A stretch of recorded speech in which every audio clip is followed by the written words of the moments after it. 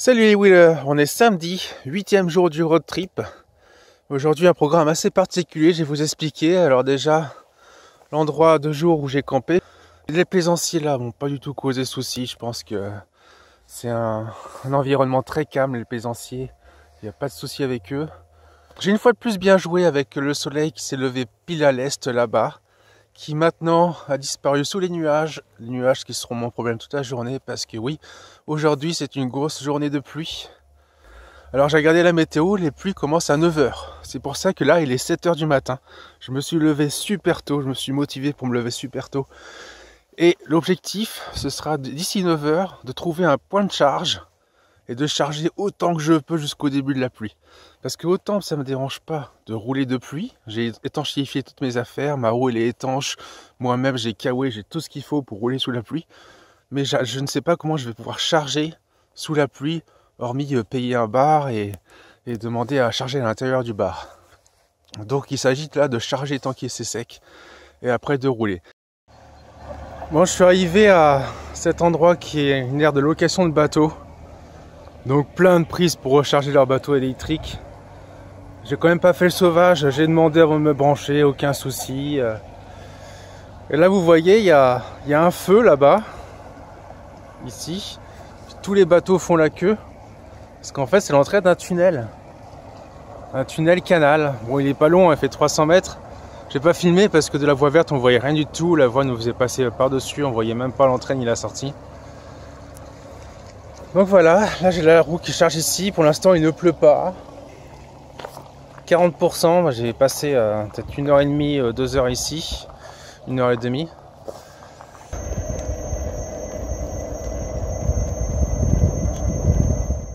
Allez, je continue dans ma stratégie de charger tant qu'il ne pleut pas.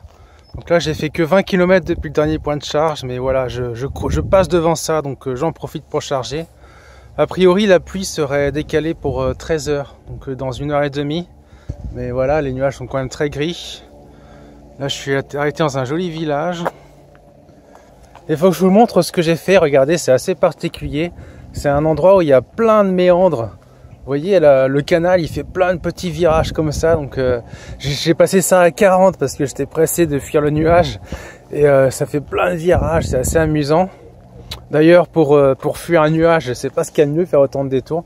Je vous avoue que j'ai réfléchi à prendre une départementale, mais ces méandres, c'est quelque chose que je voulais vraiment faire sur mon road trip. Donc tant pis, je passe quand même par là, même si ça me fait perdre du temps en distance.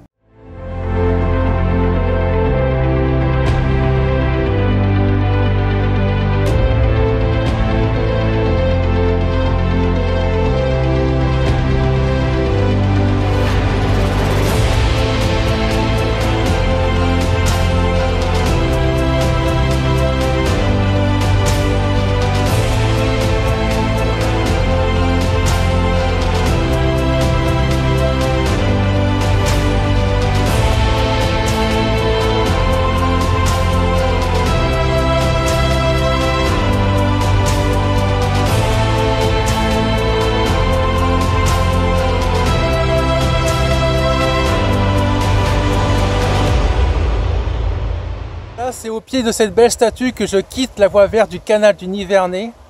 J'aurais fait dessus 170 km, donc je vous avais annoncé la même distance au canal de Bourgogne. C'est une coïncidence. La voie est continue, hein. C'est juste la distance que je fais dessus, 170 km depuis Auxerre. Et là maintenant, je vais rejoindre une voie qui est bien connue des wheelers. C'est l'Eurovélo 6. Alors, elle commence mal parce que là, elle m'offre 38 km sur route ouverte. Et après ce sera de la voie verte. Donc l'Eurovélo 6 c'est parti jusqu'à Chalon-sur-Saône. Allez!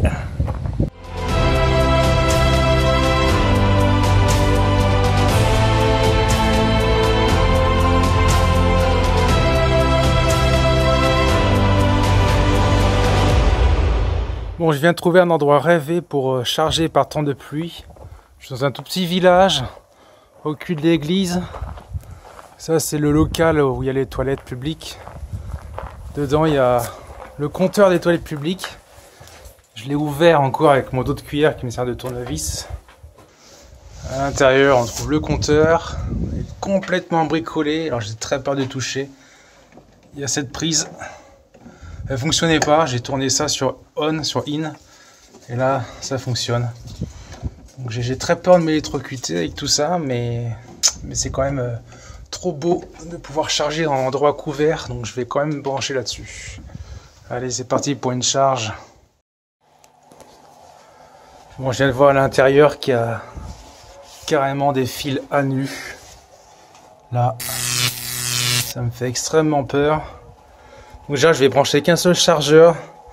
Au moins, s'il y a un court-circuit, j'ai qu'un seul chargeur qui pète. Et je vais me balader un peu dans les environs, voir si je trouve un autre point de charge. Parce que là, ça, j'aime pas du tout ça.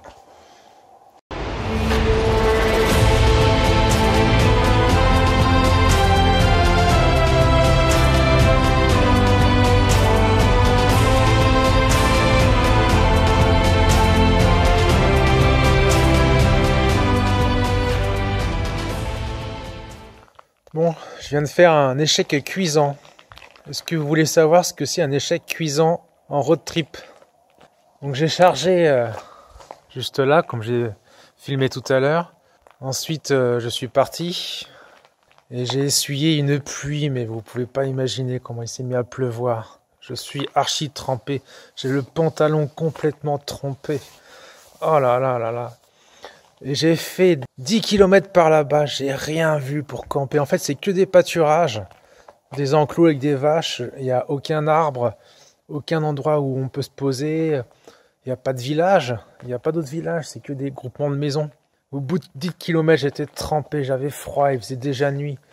J'ai fait demi-tour, je reviens ici. Donc j'ai fait 20 km pour rien là. Et je m'apprête donc à camper là-dedans. L'avantage, c'est que je suis à l'abri de la pluie, à l'abri du vent. Il y a comme une chaleur résiduelle à l'intérieur. Il fait chaud, en fait. Il fait bon. Mais ce qui me gêne, c'est qu'il y a du verre. Putain, il y a plein de verre partout. Putain. Et anecdote, j'étais là. Je venais juste d'arriver à l'abri de la pluie. Et je vois une voiture qui arrive face à moi ici.